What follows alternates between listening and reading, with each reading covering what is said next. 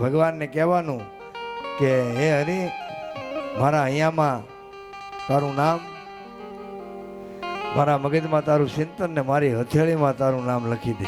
જેમ તે તારી રાધાને લખી દીધું એટલે હું ભૂલું જ નહીં તને. પછી કથા ભલે વહી જાય ગામમાંથી પૂરી થઈ, પણ મારી હથેળીમાં હું કાયમ જોઉં. કરાગરે વસ્તે લક્ષ્મી, કર મૂલે સરસ્વતી, કર મધ્યે તુ ગોવિંદમ ધા, પ્રભાતે કર દર્શનમ.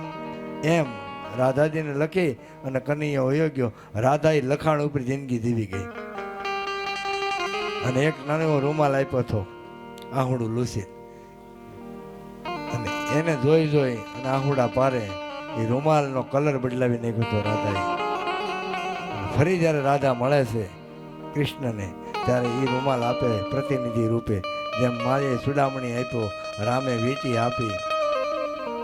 એ રાધાના હાથમાં શ્યામ લખીને શ્યામ વયો ગયો.